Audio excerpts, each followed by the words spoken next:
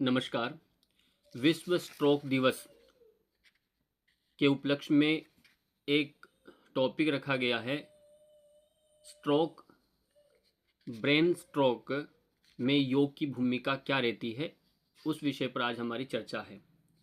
विश्व स्ट्रोक दिवस जो है ये 29 अक्टूबर को मनाया जाता है और 2025 की जो थीम है together we can end stroke, यानी हम मिलकर स्ट्रोक को रोक सकते हैं, ये इस वर्ष की थीम है। अब ये विश्व दिवस मनाने की क्या आवश्यकता है और योग में इसकी क्या भूमिका रहती है, इसको हम थोड़ा समझने वाले हैं। ब्रेन स्ट्रोक के क्या लक्षण हैं उनको जानेंगे, क्या कारण है, कैसे बचाव किया जा सकता है, ये सब बातें हम समझेंगे। स्ट्रोक क्या है, सबसे पहले जानेंगे स्ट्रोक है क्या। ब्रेन स्ट्रोक तब होता है जब मस्तिष्क की ब्रेन में रक्त की जो कोशिकाएं हैं उनमें ब्लड का जो फ्लो रहता है, प्रवाह जो होता है वह रुक जाए या किसी नस में ब्लॉकेज हो जाए, तब जाकर ब्रेन स्ट्रोक होता है।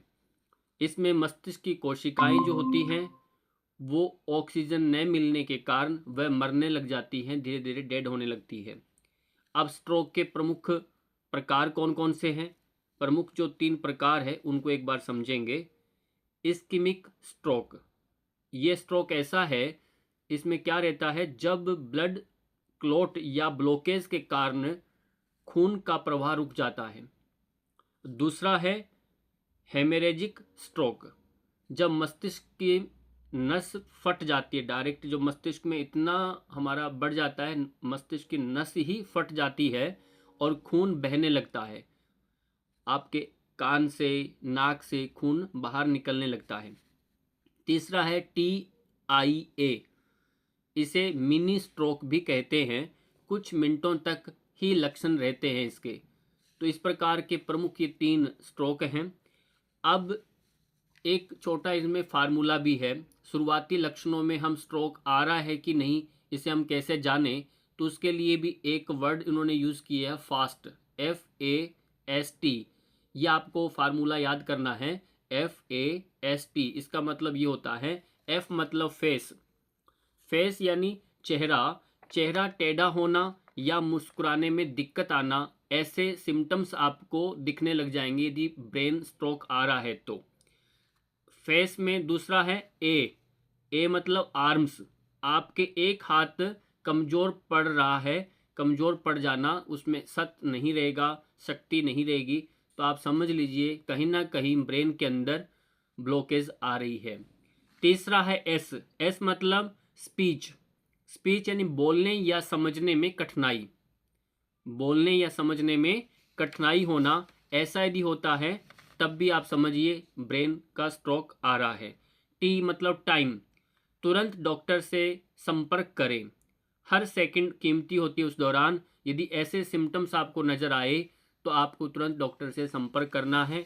ये हो गया फास्ट, FAST। इस फार्मूले को आप याद रखेंगे तो स्ट्रोक के लक्षण हमने समझे। और अब हम स्ट्रोक के प्रमुख कारण क्या क्या होते हैं इसको जानेंगे। अब सबसे बड़ा कारण तो इसमें यह आता है high blood pressure. High blood pressure यानी उच्च रक्तचाप, ये नॉर्मली हम सब देखते हैं आजकल एक कॉमन प्रॉब्लम हो चुका है। हाई ब्लड प्रेशर की दवाई सभी ऑलमोस्टली बड़ी उम्र जैसी 45 साल 40 साल की उम्र आती है तो सबकी ये दवाई चलने लग रही है और ये लाइफ टाइम तक चलती है। एक बड़ा कारण यदि किसी का है, हाई ब्लड प्रेशर रहता है तो ब्रेन स्ट्रोक आने की संभावनाएं बढ़ जाती है। दूसरा है डायबिटीज़, शुगर, शुगर वाले पेशेंट को भी ऐसा देखने को मिलता है, तो उनका BP हाई रहता है, शुगर बढ़ने वालों में भी ये दिक्कतें आती है।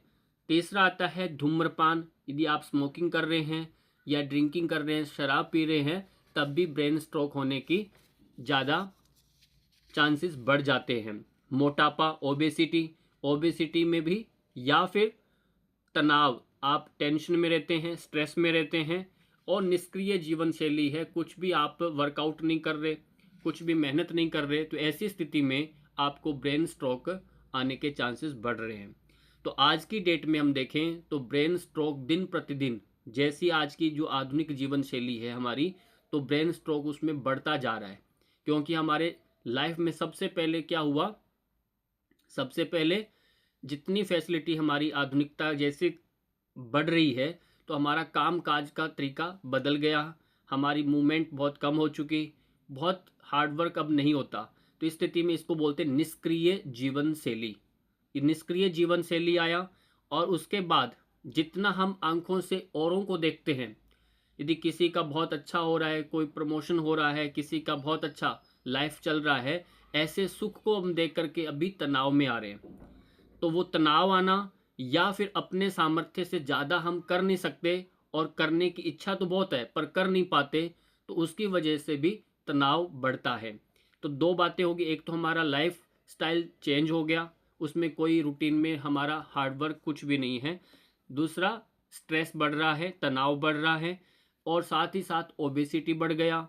यदि आप ड्रिंकिंग कर रहे हैं या स्मोकिंग कर रहे हैं, स्मोकिंग से ये कहता हूँ मैं, यदि आप कहीं भी, यदि ये बहुत बड़ी सिटी में रहते हैं, अभी हम जैसे मेट्रो सिटी में रह रहे हैं, तो आसपास के अंदर कितना पॉल्यूशन हो रहा है। तो एक स्मोकिंग, ये स्मोकिंग की तरह ही काम कर रहा है आपके फेफड़ों के ऊपर। यदि आप ऐसे किसी फैक्ट्री के आसपास रहते हैं, ऐसे कहीं जहाँ कोई कोयले का काम चल रहा है तो वहाँ आसपास में रहते हैं, तो वो आपका चाहते हुए भी, आप धूम्रपान नहीं कर रहे पर फिर भी आपका स्मोकिंग हो रहा है। तो ये भी ध्यान रखना है। ओबेसिटी बढ़ गया, फिजिकल कुछ हो नहीं रहा, स्मोकिंग भी हो रही है या कर रहे हैं, ड्रिंकिंग कर रहे हैं, तो उससे लीवर भी डैमेज हो रहे हैं, फेफड़े लंग्स भी आपके खराब हो रहे हैं। और एक कारण हमें देखा, आपके अंदर डायबिटीज़ है, हाई बीपी है। तो ये सारे के सारे जो मुख्य कारण हैं ब्रेन स्ट्रोक के, तो इनसे बचना है। तो हमारे लिए योग की जब जीवन शैली की बात करते हैं तो इसमें बड़ी भूमिका है। अब इसके अंदर एक और भी देखेंगे, असंतुलित आहार, ये भी बहुत बड़ा काम करता है। असंतुलित आहार कैसे करता है? अब इसमें ब्लड प्रेशर व शुगर को नियंत्रित रखें। इसमें स्ट्रोक से बचाव के कुछ उपाय हैं। अब इसके अंदर पहले तो असंतुलित आहार भी आया, एक कारण ये भी है आपके ब्रेन स्ट्रोक का, आप खान पान का ध्यान नहीं रखते, बहुत तला भुना वसा युक्त आप बहुत ज़्यादा ले रहे हैं, तब भी ब्रेन स्ट्रोक आता है, क्योंकि ये सारा ब्लड से जुड़ा हुआ एक रोग है। तो रक्त की जब कोशिकाओं में, उनमें कहीं ना कहीं ब्लॉकेज आ रही है, तब जाकर ये रोग होता है। तब उसका रास्ता यानी नसें जो हैं, नाड़ियाँ जो हैं, उनमें ब्लड का फ्लो चलना चाहिए, जिस तरह से चलना चाहिए वो कहीं न कहीं बाधित होता है। और बहुत बारीक अंदर नर्व हमारी रहती है, ब्रेन की कोशिकाएं होती हैं, तो उनमें भी जब धक्का बनता है तो ऐसा स्थिति सामने आती है। अब हम क्या करें तो जिससे हम बच सकें? तो कुछ उसमें उपाय दिए हैं, जैसे ब्लड प्रेशर व शुगर को आप नियंत्रित करें। ठीक है, ये यदि किसी का ब्लड प्रेशर है तो उसको संतुलित करें, शुगर है तब भी संतुलित करें उसे। और ये दोनों ऐसी रोग हैं जो मानसिक रोग हैं, ये फिजिकल शारीरिक रोग नहीं है। और जब ये रोग आ जाते हैं तो डॉक्टरों के पास इसका कोई इलाज नहीं आज की डेट के अंदर। उसका एक ही तरीका है, आप कोई भी आयुर्वेदिक तरीके से आप उसको दूर कर सकते हैं, या प्राकृतिक कुछ भी आपने खान पान को अपना करके इसको बच सकते हैं। पर इसका कोई परमानेंटली इलाज नहीं है, क्योंकि ये मन से जुड़ा हुआ मनोकोश का रोग है। अब इसको कैसे ठीक करें? तो आपको योग करना पड़ेगा, ध्यान करने होंगे। ध्यान करने से आपका मन शांत होगा, क्योंकि मन का रोग है। ब्लड प्रेशर बढ़ेगा तो भी आपका दिक्कत बढ़ेगा, शुगर बढ़ेगा तब भी दिक्कत। तो अब रोजाना योग करें, प्राणायाम करें या हल्की फुल्की आप कसरत करें, तो ये आपको घूमना फिरना जरूरी हो गया।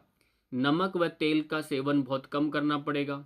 आज की डेट में जो चल रहा है ओबेसिटी कम करने के लिए, जो बहुत बड़ा अभियान चल रहा है देश के अंदर, तो उसके अंदर भी हम जो रूटीन में जो तेल लेते हैं, आप जो भी आप खाने में यूज़ कर रहे हैं, उसका भी 10% आप कम करें, जितना हो सके। खाने में कम लें, मालिश करने में यूज़ करें। यदि मालिश करते हैं तो आपको ब्रेन स्ट्रोक नहीं आएगा, यदि बहुत ज़्यादा खाते हैं तो ब्रेन स्ट्रोक आने के चांसेस बढ़ जाते हैं। अब अंतर समझ में आ गया? जब हम मालिश करेंगे तो आपके रोम रोम के अंदर क्या है कि कोशिकाएं एक्टिव हो जाएंगी, प्राण एक्टिव हो जाएगा, स्वेटिंग होगा, पसीना बाहर निकलेगा, और एक वशा में एक शक्ति का संचार होता है, रक्त का प्रवाह बढ़ने लगता है। तो ऐसे में ब्रेन स्ट्रोक नहीं आएगा। पर ध्यान रहना है, जब भी आप मालिश करें तो बहुत ज़्यादा खाली पेट नहीं करना, बहुत धूप में नहीं करना। इसका एक तरीका होता है, उस तरीके पद्धति से अभ्यास ये मालिश की जाती है। हाई बीपी वाले को कैसे करना है, पानी 1 गिलास पानी पी करके आपको करना है, वो एक इसका प्रकार है। कभी इसको भी आपको विस्तार से समझाएंगे। मालिश का भी एक पद्धति रहती है। धूम्रपान या शराब यदि आप सेवन करते हैं तो उससे आपको बचने के लिए कहना है, उन्हें नहीं करना। यदि आप करते हैं तब भी ये समस्या बढ़ेगी। क्यों बढ़ेगी, इसके पीछे यौगिक दृष्टि से मैं कारण बता देता हूँ। यदि कोई व्यक्ति शराब पी रहा है, क्योंकि शराब के अंदर विषैले तत्व होते हैं, एसिड होता है। एसिड हमारे शरीर के अंदर, यदि आपका राइट साइड में आप देखेंगे तो राइट साइड में लीवर रहता है हमारा। राइट साइड में जो लीवर है, लीवर सूर्य ग्रह, सूर्य का प्रतीक माना जाता है, सूर्य मंडल का प्रतीक है। तो लीवर से एसिड बनता है। एसिड यानी फैक्ट्री बोला गया, पित्त का फैक्ट्री यदि कोई शरीर में है तो आपका लीवर है। अब लीवर पहले से ऑलरेडी एसिड बना रहा है, आपने एसिड और ले रहे हैं या विषैला कुछ भी आप खा रहे हैं, तो लीवर उस विषैले तत्व को नष्ट करने का कार्य करता है। अब बार बार जब इस तरह से नियमित आप इसका सेवन करते हैं तो लीवर धीरे धीरे डैमेज होने लगता है।